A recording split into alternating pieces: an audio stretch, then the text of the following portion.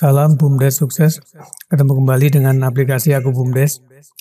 Kali ini kita akan mencoba menjelaskan sebuah pertanyaan nih, atau kebingungan dari kawan kita, pengelola BUMDes juga. Dia bergerak di bidang perdagangan. Nah, sebelumnya mereka menggunakan aplikasi di Excel katanya ya. Di Excel ya dengan rumus-rumus tertentu juga menghasilkan laporan keuangan, tapi mereka sistemnya kan sistem kas gitu ya. Kalau nggak salah dulu juga pernah dikirimkan, nah ini seperti ini laporannya, aplikasinya seperti ini. Jadi banyak banget nih, ada laporan-laporannya macam-macam gitu ya. Ini laporan keuangannya, ini LKN-nya itu apa, lembar kerja neraca ya, neracanya. Kemudian jurnalnya seperti ini. Terus kemudian uang masuk keluarnya seperti ini, form-formnya. Terus di HPP-nya perkembangan modalnya seperti ini. Ini ada lagi apa ini, kolom kas memorial atau apa ya. Kemudian ada LPP, invent, perkembangan modalnya seperti ini. Nah, ini juga kemarin ada apa namanya itu di neracanya atau apa itu kemarin ya. Ini LKN neracanya kemana ini? Oh ini ya. Nah ini ada neracanya ini kemarin ya.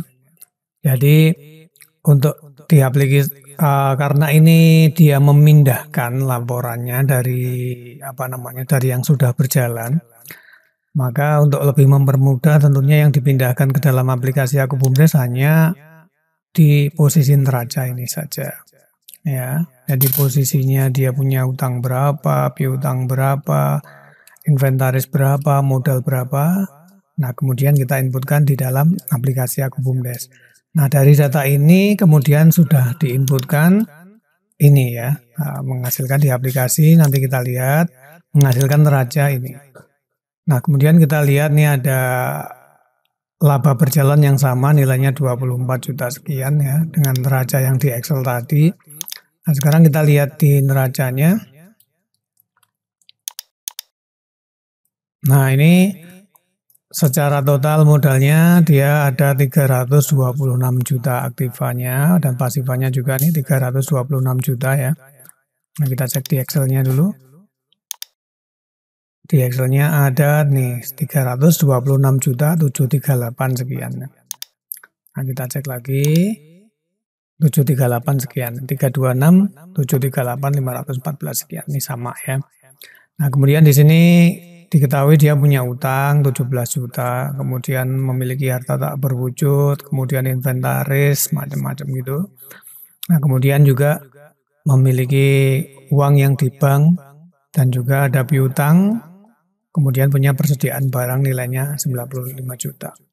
Nah, waktu kemarin kita ngobrol-ngobrol, dia nggak sadar kalau di kasnya ini ternyata minus.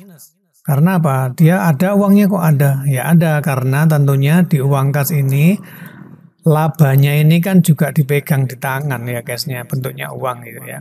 Nah, dia nggak tahu labanya mana. Karena labanya katanya kemarin dihitungnya berdasarkan omset, di prosentasi dari omset. Nah, ketika itu kan tentunya dia hanya ada nilainya aja, nilainya masuk, tapi uangnya kan dia juga pegang sebenarnya uangnya. Ini uangnya sebenarnya ya juga dipegang. Jadi ketika berbelanja dia nggak tahu uang mana yang dipakai itu. Nah, tahu-tahu katanya di neracanya masih ada saldo 12 juta di kasnya itu. Nah, padahal kan sebenarnya ini yang nyampur. Uang ini yang masuk ke saldonya. Nah, untuk belanja dan lain sebagainya gitu. Nah, mungkin itu ada kekeliruan kemarin ya. Nah, karena kita tahunya tentunya uang laba ini kan berbentuk duit, jadi kita nggak sadar kalau itu sebenarnya posisi kas kita minus. Seperti itu ya. Nah, kita tahunya ya pegang uangnya. Karena apa? Karena ada duitnya buat belanja itu. Setelah dihitung-hitung ternyata itu adalah laba. Kayak gitu ya.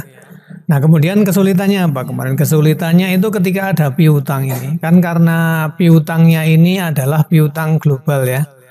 Oh, dari si A, si B, si C gitu, pokoknya total hutangnya ada sekian. Nah, ini cicilannya gimana? Terus nanti kalau belanja lagi gimana? Nah, seperti itu. Nah, ini kita akan solusikan itu. Jadi pertanyaannya kemarin tuh, bagaimana nih bayar piutang yang sudah ada ini, terakumulasi ini? Nah, kemudian juga jika orang ini misalnya si A ini sudah belanja, dia punya hutang 1 juta. Terus dia nyicil belanja, nyicil bayar 500.000 tapi hutang lagi. Ya, dia belanja lagi, hutang lagi.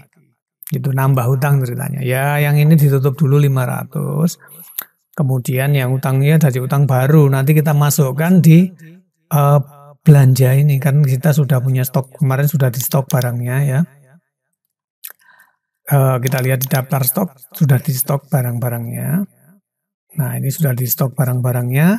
Nah, kemudian kalau utang baru ya tinggal belanja ini aja, yang lama ya kita nggak tahu barang-barangnya itu karena ini pindahan ya kita bisa bikin catatan di Excel gitu, si A, si B, si C itu punya utang berapa, kan bentuknya barang atau apa nggak tahu ya kita. Pokoknya misalnya di global aja, si A totalnya utang 1 juta, si B sekian. Tapi karena di sini tidak tahu ya kita hanya mengurangkan saja utangnya itu. Nah, bagaimana langkahnya? Nah, kita asumsikan kita membayar dulu utangnya dia ya yang lama, siapa atas nama siapa kita nggak tahu. Nah, kita pakai langkah ini, kas masuk. Nah, kas masuk, terus klik tambahkan, cari tanggalnya kapan dia bayar utangnya. Misalnya sekarang bayar utangnya, klik tanggal 10 ini bayar utang. Nah, masuk kemana uangnya? Masuk ke kas unit perdagangan ini. Nah, kemudian klik tambahkan. Nah, ini masuk kemana? Dikreditkan kemana? Makanya itu masuknya di piutang. Cari piutang. Nah, kita di piutang ini, piutang dagang. Yang ini piutang warga katanya, piutang apa gitulah. Nah, kita asumsikan masuknya ke piutang ini, yang 48 juta ini. Nah, ini misalnya terima cicilan siapa misalnya ya. Jumlahnya berapa misalnya. Nah, karena kita nggak tahu orang per orangnya, nanti orang per orangnya bisa dipisahkan aja di Excel. Jadi nanti diselesaikan dulu semua, baru nanti pindah ke sistem yang baru. Misalnya terima cicilan dari siapa, ini dia membayar misalnya 1 juta. Dia punya utangnya misalnya 1,5 juta. Jadi nanti di catatan kita yang di eksternal, dia masih punya utang 500.000 gitu misalnya ya. Nah, ini kita tambahkan ke sini, kemudian kita klik tambahkan, kemudian kita simpan. Nah, ini nanti dia akan mengurangi nilai utangnya, nilai piutang tadi yang 48 juta tadi, kalau kita lihat di neraca. Nah, sudah kurang 1 juta nih, jadi 47 juta, 47 sekian ya. Nah, kita mau lihatnya bisa kita lihat di buku besar nih, di rinciannya di buku besar, kemudian klik cari tadi yang piutang tadi. Nah, ini akunnya dari kapan sampai kapan ya. Kita mulai misalnya dari tanggal 1 Januari sampai tanggal 10 Maret. Nah, dia diutangi total piutangnya 48 juta 470. Ya, ini sisa piutang dagang 2020 atas nama banyak orang. Nah, kemudian ini terima cicilan dari siapa juta. Nah, sekarang tinggal sekian. Nah, gitu. Nah, kemudian ini udah clear ya, catatannya dibikin eksternal aja. Yang sudah ada di sini nih, yang totalnya 48 juta ini dibikin eksternal, siapa nanti dicicilnya di situ. Nah, tapi juga diinput di sini, dia nyicilnya berapa diinput di sini. Tapi di sini kan tidak per nama ya. Nah, kemudian setelah ini dia belanja lagi, belanja dan hutang lagi gitu misalnya ya. Nah, kita mulai lembar baru sekarang pakai aplikasinya. Nah, kita di penjualan. Nah, di penjualan ya, kemudian klik tambah. Misalnya belanjanya hari ini, kita cari. Siapa yang mau utang nih? Misalnya ini ya Bu Saryatun ini misalnya ya. Kita klik aja, kemudian oke. Nah, ini Bu Saryatun, kemudian Bu Saryatun ini belanja apa? Misalnya Bu Saryatun belanja beras medium nih. Oke. Nah, harganya 11 juta. 11 juta, 11.000. Nah, misalnya Bu Saryatun beli 10 kilo, atau 100 kilo lah ya, yang banyak sekalian, 100 kilo. Nah, kemudian Chevro, kemudian reload. Nah, totalnya Bu Saryatun ini harus membayar 1.100.000 ya. Nah, misalnya kalau ada potongan harga dan lain sebagainya, ya silakan diisikan di sini. Misalnya Bu Saryatun harusnya ini harga jualnya tertinggi 11.000, Bu Saryatun menawar 10.000 dapat diskonan berapa? 1.000 ya, berarti 1.000 kali 100, berarti dapat diskonan misalnya 100.000. Bu Saryatun cukup bayar 1 juta. Nah gini, terus Bu Saryatun tuh baru membayarnya 800.000 misalnya. Nah kita misalnya gitu ya, wih kok 8 juta. Nah, Bu Saryatun ini masih punya utang nih nanti. Nah di sini tulis kembalian, nanti dirubah nggak apa-apa, ini bukan kembalian ya. Jadi kurang, kemudian kita simpan. Nah, nih kita cuma terima 800. Nah ini ada piutang, nanti munculnya ini 200.000 ini jadi piutang. Nah ini kalau kita lihat di neraca ini kita bisa cetak nih kalau mau pakai nota misalnya ya. Nah ini dia masih terhutang 800.000. Dibayar 800, hutang 200 gitu ya. Dapat diskonan 100.000. Nah kemudian kalau kita lihat di neraca, itu sekarang hutangnya tambah tadi, tambah 200.000, 47 sekian itu, tambah nih, tadi 47.470, sekarang tambah 200.000 jadi 670 ya, nambah 200.000. Ini kalau kita lihat di buku besarnya, dia nambah 200.000.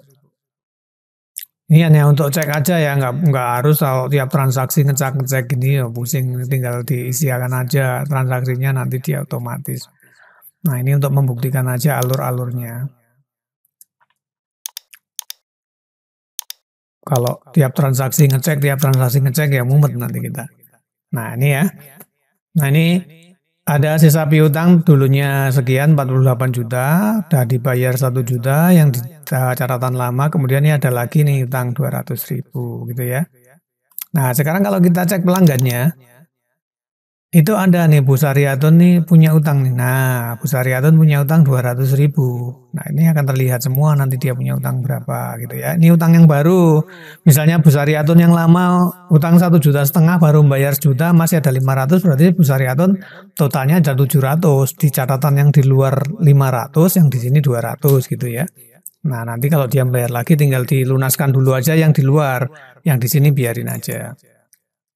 Mungkin nambah lagi nanti kan lebih gampang catatannya. Nah kemudian kalau dia mau bayar gimana Bu Saryatun ini mau bayar ya kita terima nih penerimaan piutang. Kok logout nih.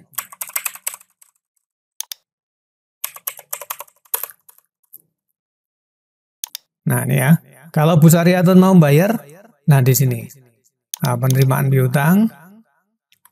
Mau bayar utang yang barunya dia, kalau yang lama ya tetap yang diselesaikan dulu, yang pakai catatan eksternal ya. Kalau yang baru ya dibayarnya di sini. Nah klik tambah gini, cari tanggalnya, tanggal berapa. Pelanggannya siapa? Bu Saryatun misalnya. Nah, ini misalnya Bu Saryatun nyicil lagi 100.000 nyicilnya. Nah gini ya, kemudian kita simpan. Nah. Nih Bu Saryatun nanti tinggal 100.000. Kalau kita cek di data pelanggan, Bu Saryatun tinggal 100.000 utangnya. Nah gini ya. Nah seperti itu. Nah mungkin ada yang nanya, Mas gimana yang utang lama itu kalau dimasukkan ke sini? Ya utang ke sini ini harus dari transaksi penjualan. Kalau masih ingat transaksi penjualannya apa aja ya dicatat di sini. Kalau enggak ya enggak. Soalnya ini nanti akan mempengaruhi banyak hal ya. Mempengaruhi piutang, mempengaruhi stok barang, mempengaruhi penerimaan, mempengaruhi laba ya gitu ya. Nah lebih baik dicatat eksternal aja, diselesaikan dulu yang data lama itu di eksternal, tapi pembayarannya tetap masuk ke sini melalui kas masuk tadi. Nah kalau yang sudah jalan di sistem dengan metode penjualan nanti tinggal penerimaan piutang seperti itu. Oke, saya kira bisa dipahami proses pembayaran piutangnya ya, dari piutang lama bagaimana penyelesaiannya. Nah, piutang baru kita tinggal jalan aja di sistemnya. Kalau piutang lama mungkin catatannya bisa dicatat eksternal gitu. Setelah lunas nanti langsung berpindah ke aplikasi. Karena kita sudah mulai jalan lama, nah baru ada masalah-masalah kok makin ribet kemudian pakai aplikasi agar lebih mudah. Nah, solusinya seperti itu. Jadi yang lama catatannya di eksternal dulu, tapi pendapatannya masuk ke sini, catatannya masuk ke dalam aplikasi.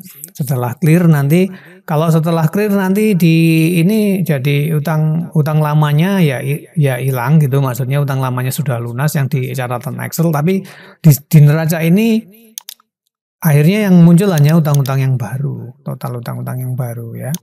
Jadi di neracanya nanti di sini ya.